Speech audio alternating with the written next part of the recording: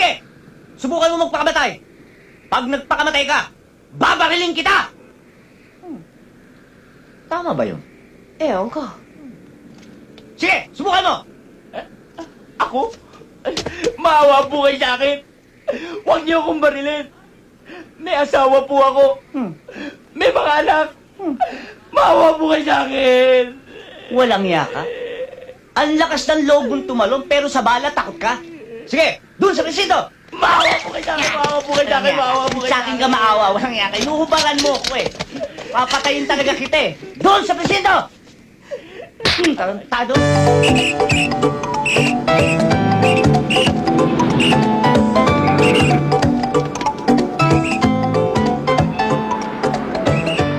Sir, maporma talaga si Manzano ah. Alam mo ba ang formang yan ang nagbigay sa kanya ng award bilang Traffic Policeman of the Year? Diba? Alin? Kung ang lati katulad niyan, diba? Wala tayong problema sa traffic. Oo. Maliban sa maayos ang daloy ng sasakyan, nakangiti at nasisiyahan pa ang mga motorista. Ba yun moral booster para sa ating departamento. Palagay ko sir, malayang mararating yan. Oo. At ang kinatutuwa ko pa sa kanya ay yung pagiging straight niya. Ha? Kaya malinis ang record.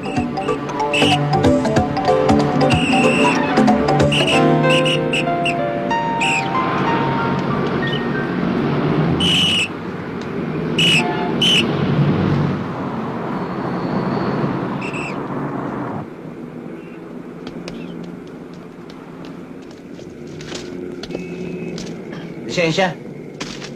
Bakit? Anong violation? Reckless. Beating the red light. Anong beating the red light? Baka hindi mo kilala kung sino hinuhuli mo. How do you do, sir? Yan, kikilalanin mo. Lisensya. Bakit? Anak naman ako ni Mayor ah. Anong pakialam ko kung anak ka ni Mayor? Ako, anak ako ng nanay ko. Akin na lisensya, may violation ka. Anong pangalan mo? Hmm. Manzano. Hmm. Tatandaan mo itong araw na ito ha. Magkikita pa tayo. Huwag ka lang pipikit.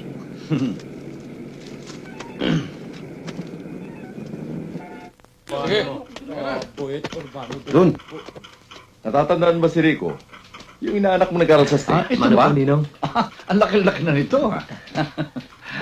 Ano napasal kayo ba? Wala naman. Imbitahan sana kita sa party ng inaanak mo.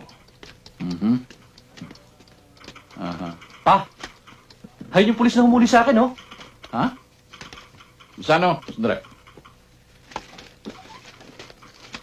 Totoo bang hinuli mo ang batang ito? Opo, sir. Nagpakilala pa nga siyang anak ni Mayor eh.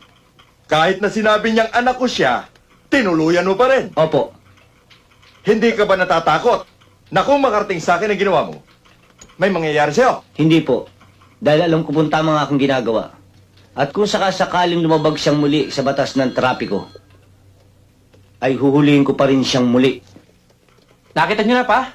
Sabi ko sa inyo, napakayabang nitong pulis na ito eh. Por Diyos por Santo Manzano, nagpakilala na sa iyo, tinuluyan mo pa rin? Sir, di ba kayo na rin nagsabi na dito sa tungkulin natin kapag nagkamali ay walang kinikilala? Pero ano ka ba naman? Dapat ginamitan mo ng utak sa pagkakataong ito. Sir, ginamit ko nga ang utak ko eh. Kaya ko siya inuli. Eh kung sa ginawa mong yan tatanggalin kita. Anong masasabi mo? Tatanggapin ko, sir. Kung ganon, binabati kita Manzano. Ho? Pambihira kang pulis. Kailangan ng mga katulad mo sa serbisyo.